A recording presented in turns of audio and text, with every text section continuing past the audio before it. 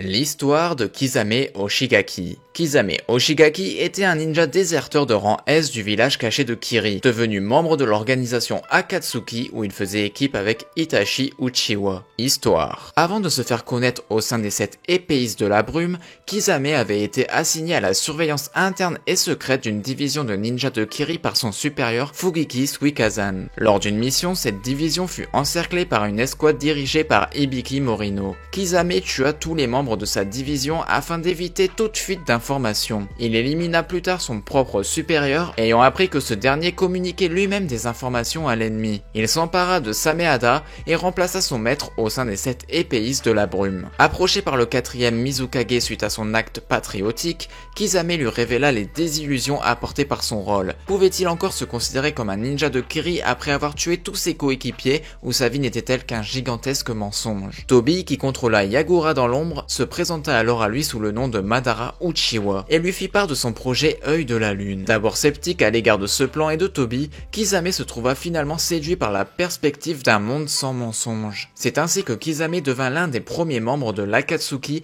et l'un des plus loyaux. À Kiri, Kisame acquit le surnom de monstre du brouillard. Il a également rencontré les jeunes frères Ozuki Mangetsu et Suigetsu. Avec les autres épéistes, il tenta de renverser le 4e Mizukage et fut contraint à l'exil. Inscrit au Bingo Book en tant que criminel de rang S, il est poursuivi par le pays de l'eau pour tentative de coup d'état et pour assassinat, notamment celui de Daimyo. Dans l'Akatsuki, il fit équipe avec Itachi Uchiwa. Leur première rencontre semblait annoncer une hostilité réciproque entre les deux shinobi, mais au final, ils sont devenus de très bons partenaires ayant en commun le fait d'avoir trahi et tué les gens les plus proches d'eux. Recherche de Tsunade. Kisame et Itachi infiltrèrent Konoha après l'échec de l'invasion du village par Oto. Leur mission était de capturer l'hôte de Kyuubi, Naruto Uzumaki. Ils furent repérés par Kakashi, puis interpellés par Azuma et Kuronai. Kisame affronta Azuma, les deux rivalisant dans le maniement de leurs armes respectives. Kisame tenta une technique Suiton sur Azuma, mais elle fut copiée par Kakashi qui la contra. Il fut spectateur du duel entre Itachi et Kakashi, puis tenta de porter le coup de grâce à ce dernier, mais fut repoussé par Gai Maito. Apprenant l'arrivée des forces spéciales, ils battirent en retraite. Kisame et Itachi retrouvèrent dans une chambre d'hôtel Naruto, parti en voyage pour trouver Tsunade. Kisame reconnut le frère d'Itachi qui avait débarqué. Kisame voulut briser les jambes de Naruto et absorba le chakra de Kyuubi que ce dernier tentait d'utiliser. Alors qu'il allait abattre son épée sur Naruto, une invocation de Jiraiya le bloqua. Ne voulant pas affronter le Sennin, Itachi et Kisame partirent après avoir échappé à la technique de l'estomac du crapaud de Jiraiya. Sauvetage du Kazekage. Kisame fut présent lors de l'extraction d'Ishibi du corps de Gaara. Il donna 30% de son chakra à Pain pour qu'il crée un clone de lui avec l'un de ses sbires de Sasori. Kisame semblait contrôler son clone durant son combat contre Gai, Lee, Neji et Tenten, immobilisant les 3 derniers nommés dans une prison aqueuse. Ils parviennent à le vaincre malgré leur faible quantité de chakra par rapport à Kisame. Poursuite d'Itachi. Kisame fut présent pour sceller Sanbi. Il apprit qu'Orochimaru avait été vaincu par Sasuke et que ce dernier recherchait Itachi. Kisame demanda à Itachi ce qu'il comptait faire. On le vit plus tard en train de porter Roshi, le Jinchuriki de Yumbi, qu'il avait vaincu à lui seul même s'il était un peu fatigué après le combat. Il a aussi appris la mort de Tobi et de Deidara. Kisame stoppa Suigetsu, Jugo et Karin pour les écarter du combat à venir entre Sasuke et Itachi. Il en profita pour livrer un petit duel contre Suigetsu.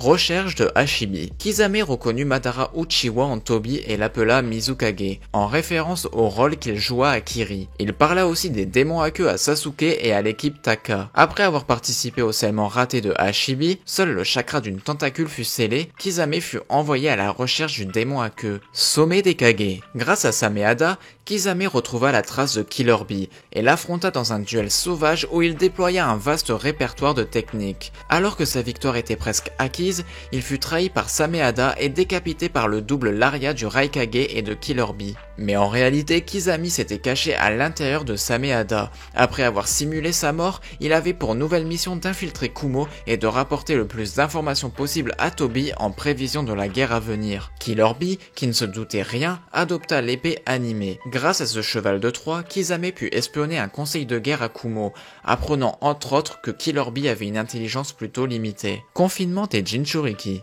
Kisame fut toujours caché dans Sameada quand Killer Bee alla sur la Tortue Hill pour se mettre à l'abri de l'Akatsuki. Il assista à la prise de contrôle du chakra de Kyuubi par Naruto qui devina sa présence. Kisame émergea de Sameada et révéla que le duo avait en réalité éliminé un Zetsu blanc. Il utilisa l'épée pour fuir, mais quand il sortit de la cascade, il fut attaqué par Guy qui l'avait pris pour son monstre intérieur. Sameada quitta Kisame, mais celui-ci s'en servit pour voler du chakra à Killer Bee et retrouver des forces. Il absorba également le chakra d'Aoba via ses fils lumineux, puis s'aida d'un requin Suiton pour fuir vers la mer. Kisame invoqua un requin et lui donna un roulant contenant les informations qu'il avait amassées. Il fut attaqué par Guy et créa un millier de requins pour couvrir le message. Guy libéra d'un coup 6 portes du chakra et utilisa le pan du matin pour tous les détruire. Guy ouvrit ensuite la 7ème porte et lança son tigre du midi en réponse au Daikodan de Kisame. Il pensait qu'il allait gagner car le Daikodan pouvait se renforcer en absorbant le chakra ennemi, mais le tigre du midi était constitué de pure force et non de chakra. Sa stratégie fut perdante. Guy récupéra le rouleau et Yamato immobilisa Kisame avec un pilori Mokuton. Aoba tenta alors de lire dans ses pensées et découvrit le passé de Kisame. Ce dernier se mordit la langue pour se réveiller et se libéra de ses entraves. Il s'enferma dans une bulle aqueuse où il se fit dévorer par ses propres requins pour éviter toute fuite de renseignements. Il avait auparavant piégé le rouleau de façon à ce que toute personne tentant de l'ouvrir se retrouve bloquée dans une prison aqueuse avec un requin, tandis que le rouleau parvenait à Toby via un autre requin. Ainsi Kisame accomplit sa dernière mission pour l'Akatsuki. Et voilà, c'est tout pour l'histoire de Kisame. J'espère que cette vidéo vous a plu, c'était Scarecrow, je vous dis à la prochaine, bye bye.